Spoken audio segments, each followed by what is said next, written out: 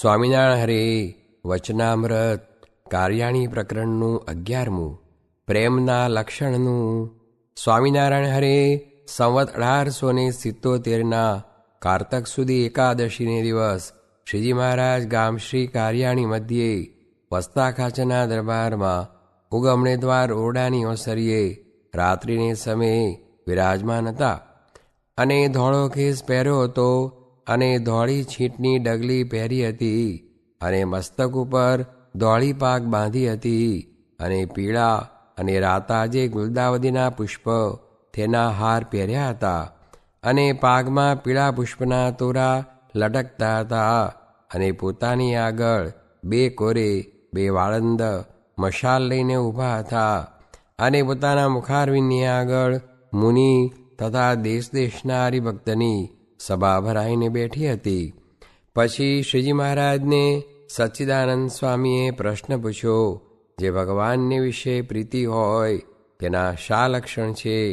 પછી શ્રીજી મહારાજ બોલ્યા, જેને પોતાના પ્રિયતમ જે ભગવાન તેને વિશે પ્રીતિ હોય તે પોતાના પ્રિયતમની મરજીને લોપે નહીં, એ પ્રીતિનું લક્ષણ છે. જો ગોપીઓને શ્રી કૃષ્ણ ભગવાનને વિશે પ્રીતિ હતી તો જ્યારે શ્રી કૃષ્ણ ભગવાન મથુરા જવા તૈયાર થયા ત્યારે ગોપીઓ સર્વે મળીને એમ વિચાર કર્યો, જે આપણે કુટુંબની તથા લોકની લાજનો ત્યાગ કરીને ભગવાનને જોરાઈએ રાખીશું. પછી ચાલવા સમયે શ્રી કૃષ્ણ ભગવાનના નેત્ર સામું જોયું ત્યારે ભગવાનની રહ્યાની મરજી દેખી નહીં. ત્યારે સર્વે ડરીને છેટે રહ્યો અને અંતરમાં એમ બીન્યો, જે જો આપણે ભગવાનના ગમતામાં નહીં રહીએ તો ભગવાનને આપણા ઉપરથી હેત ઉતરી જશે. એમ વિચારીને કાંઈ કહી શક્યો નહીં. પછી ભગવાન મથુરા પધાર્યા ત્યારે પણ 3 ઘા ઉપર ભગવાન હતા, તો પણ ગોપીઓ કોઈ દિવસ મરજી લોપીને દર્શને ગઈ નહીં. અને ગોપીઓએ એમ જાણ્યું, જે ભગવાનની મરજી વિના જો આપણે મથુરા જઈશું તો ભગવાનને આપણા ઉપર હેત છે તે ટળી જશે. માટે હેતનું એ જ રૂપ છે, જેને જે સાથે હેત હોય તે તેની મરજી પ્રમાણે રહે. અને જો પોતાના પ્રિયતમને પાસે રહે રાજી જાણે તો પાસે રહે, અને જો પોતાના પ્રિયતમને છેટે રહે રાજી જાણે તો છેટે રહે, પણ કોઈ રીતે પોતાના પ્રિયતમની આજ્ઞાને લોપે નહીં, એ પ્રેમનું લક્ષણ છે.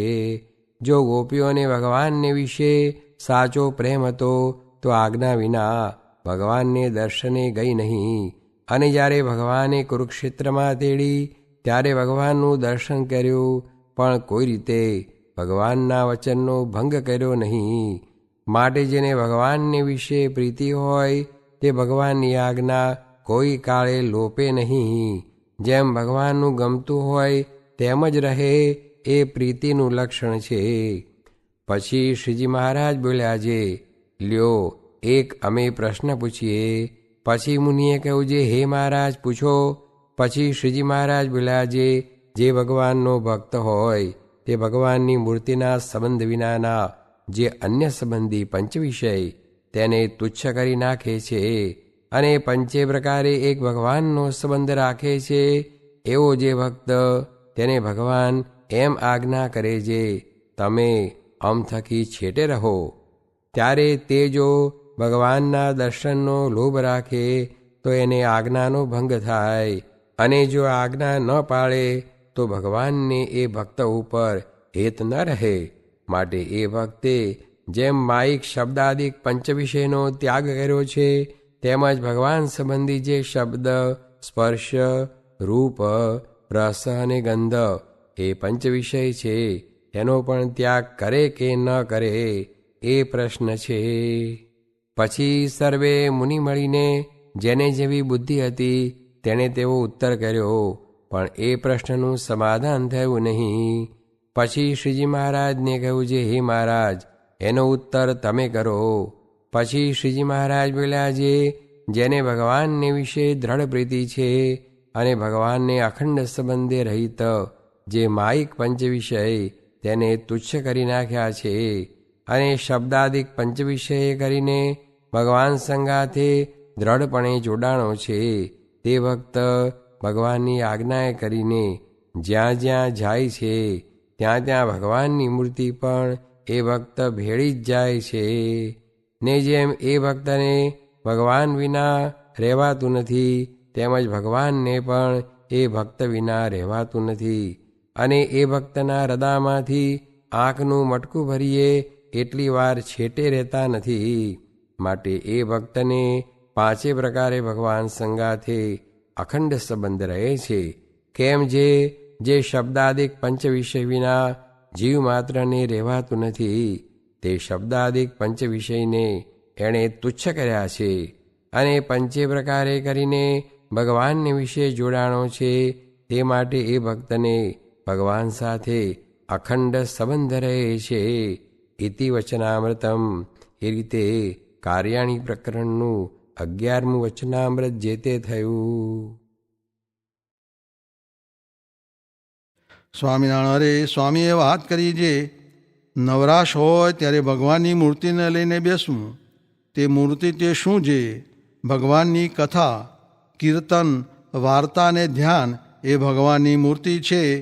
ને દેહ હોય ત્યાં લોભ, કામ, ક્રોધ, સ્વાદ, સ્નેહ, માન અને નિદ્રા એ સર્વે હોય છે.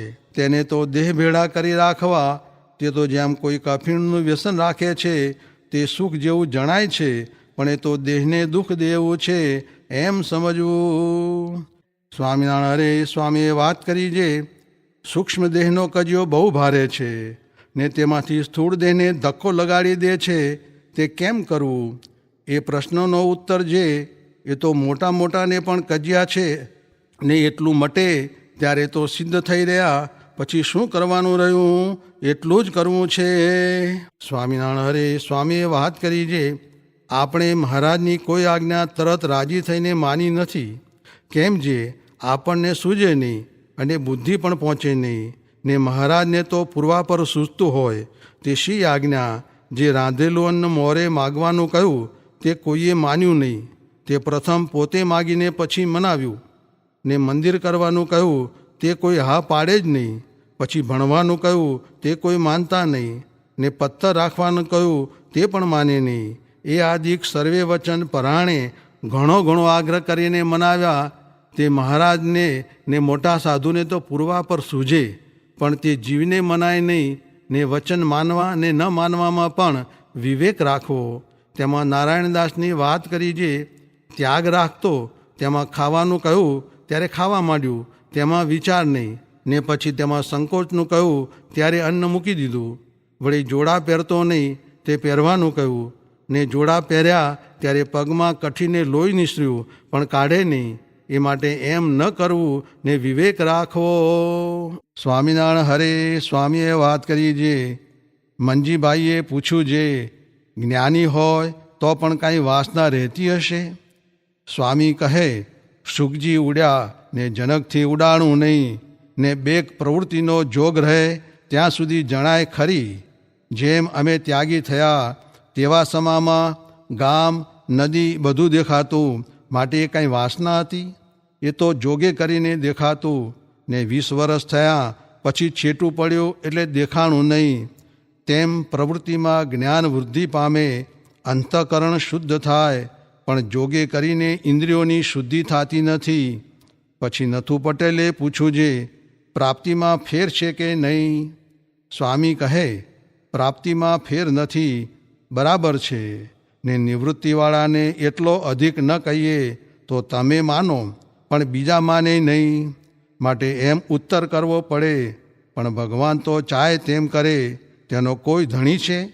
ને ઉત્તર તો થાતો હોય તેમ થાય. સ્વામિનારાયણ હરે સ્વામીએ વાત કરી છે કોઈ બેઠો ભગવાન ભજે તો તેને અહીં અમારે રોટલા આપવા ને તેના ઘરના મનુષ્યને અન્ન વસ્ત્ર પૂરા કરવા એ અમારે માથે છે એમ દયા કરીને કહ્યું. સ્વામિનારાયણ હરે સ્વામીએ વાત કરી છે શિક્ષાપત્રીમાં સર્વે સંશયના નિવારણ લખ્યા છે. તેથી કોઈને કાંઈ સંશય હોય તો પૂછજો. પણ આનું કેમ હશે કે આનું કેમ હશે એ કાંઈ પૂછવાનું રહ્યું નથી. હવે તો દાણા ખાઈને ભજન કર્યા કરવું ને શિક્ષાપત્રી પાળશે તેને દેહે કરીને દુઃખ નહીં આવે.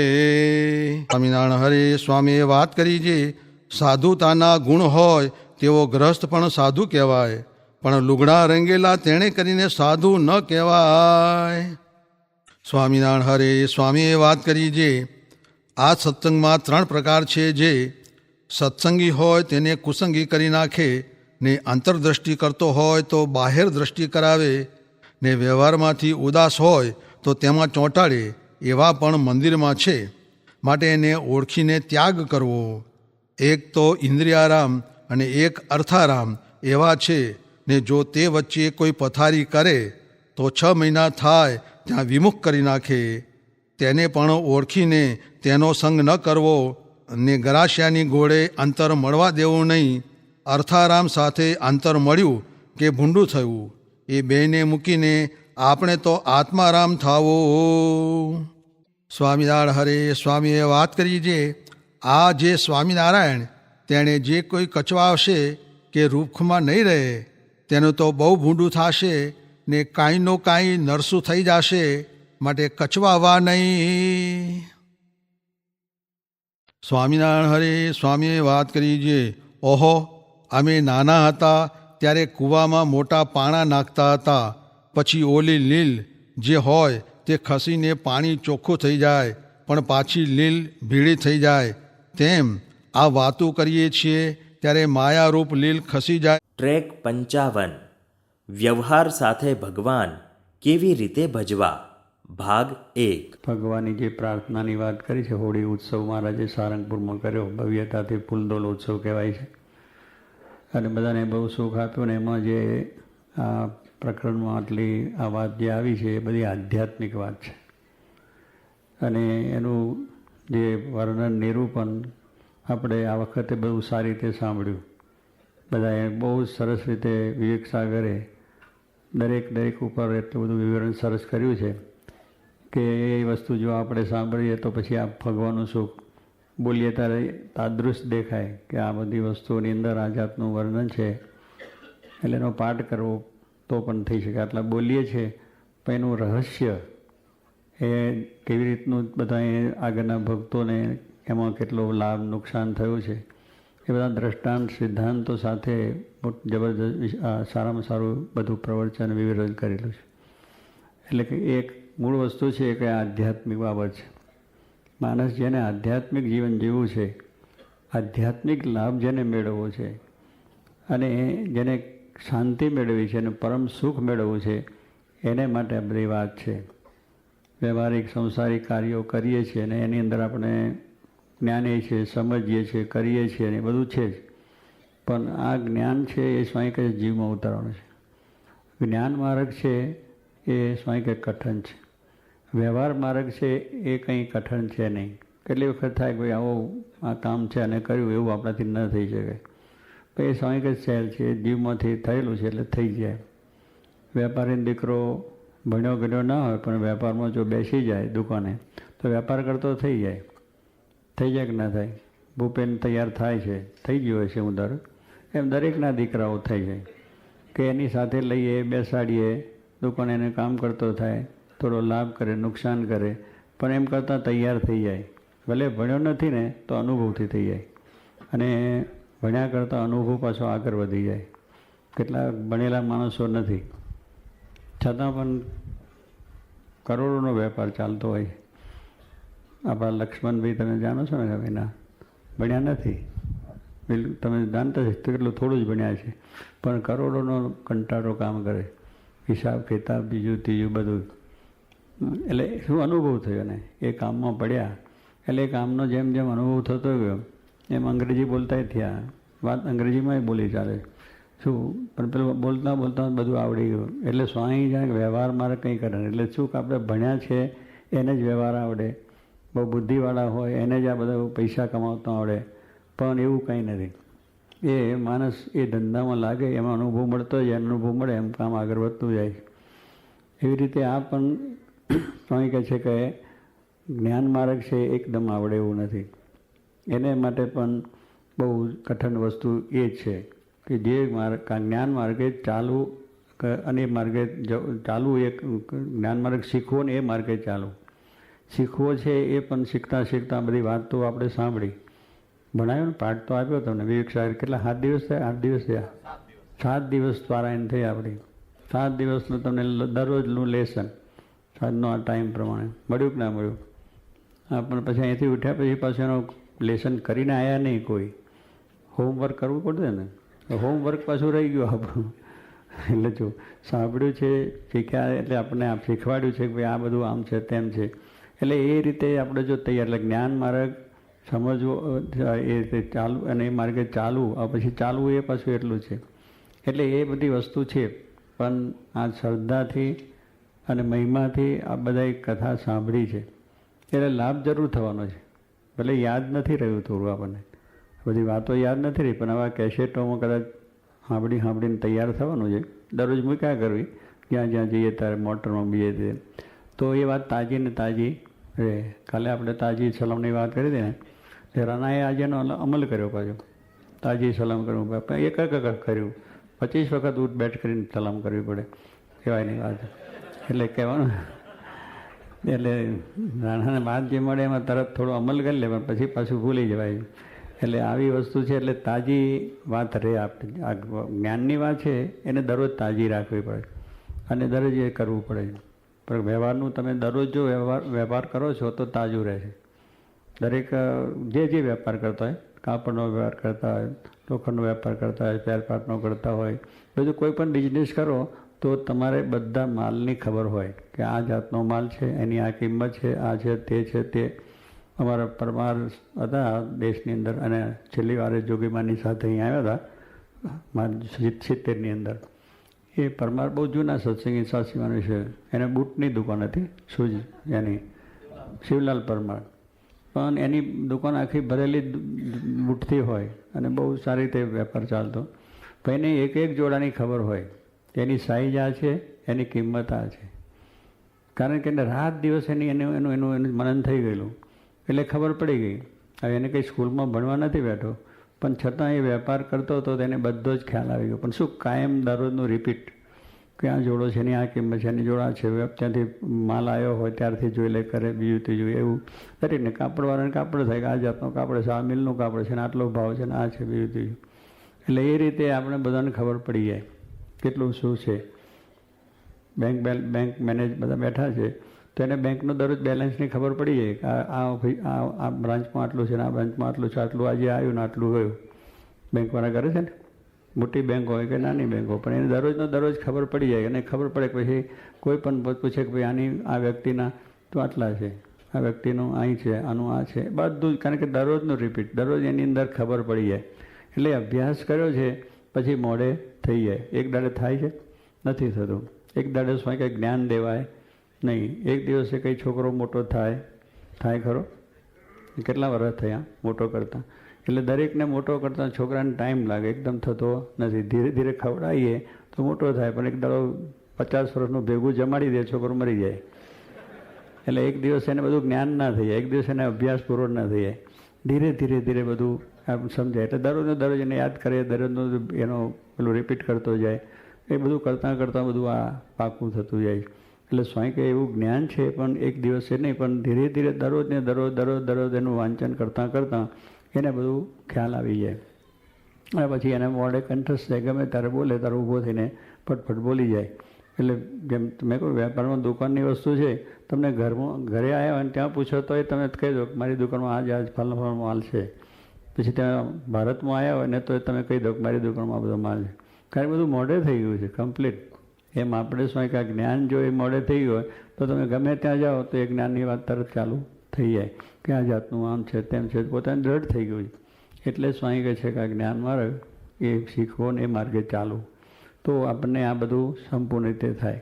એટલે ભલે આપણો વ્યવહાર છે, વ્યવહાર કરવો એનો કોઈ વાંધો નહીં, પણ દરરોજ એક ટાઈમ રાખવો જોઈએ કે સવારે કે સાંજે આપણે આનો અભ્યાસ વાંચન ચાલુ રાખવું જોઈએ.